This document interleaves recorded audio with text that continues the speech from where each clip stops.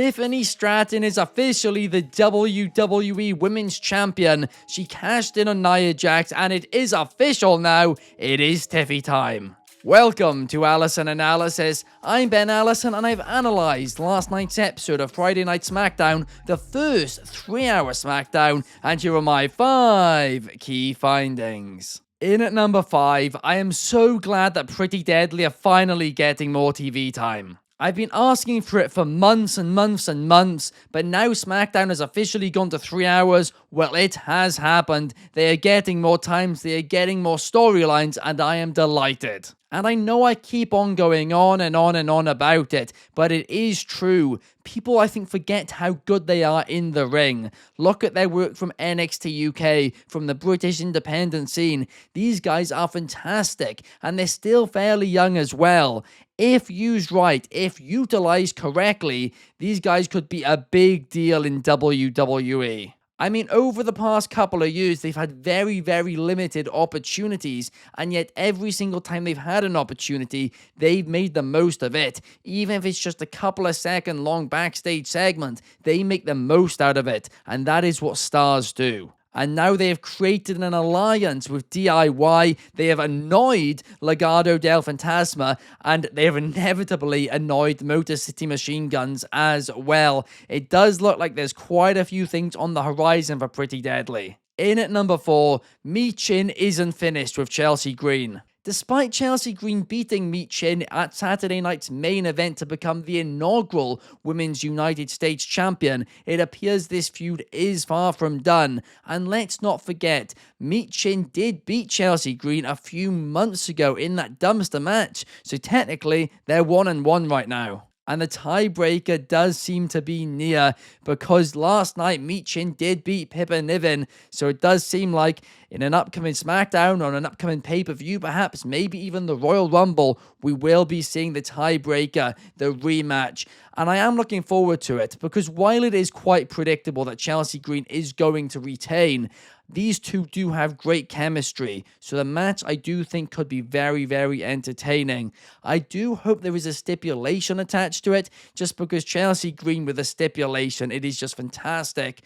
But regardless, it will be a fun one. In at number 3, I need to see Drew McIntyre and Kevin Owens as a tag team. They both hate the bloodline, they both think management are trying to screw them out of opportunities, and they both think they are telling the truth while everybody else around them is lying. I mean, they are basically the same character. And if they both end up on the same brand after the transfer window, well, I think we need to see the two biggest haters in WWE on the same team. I mean, imagine them terrorizing the tag team division. Imagine how much of a nightmare they will be for the general managers.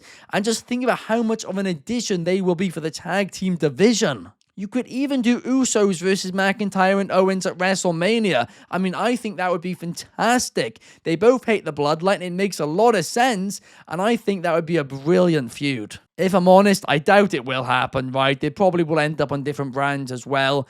But if it could happen, I want it to. Here at Wrestling Republic, we create between 5 to 10 free videos every single week, as well as a live daily stream every single day at 8 PM UK, 3 PM Eastern, and 12 PM Pacific. And all of this is free. All that we ask is that you could do us a huge favor, like, subscribe, and comment on every video, because genuinely it helps us out so much. It means we can continue creating content for you guys. In at number 2, Paul Heyman is now on the line in Tribal Combat. But the question is, could Paul Heyman really leave Roman Reigns for Solo Sikoa? Personally, I massively doubt it, and the main reason for that is that, of course, Paul Heyman owes CM Punk a favor, and I cannot see Heyman working for both Punk and Solo Sikoa at the same time, but I could see him temporarily working for both Punk and Roman Reigns at the same time,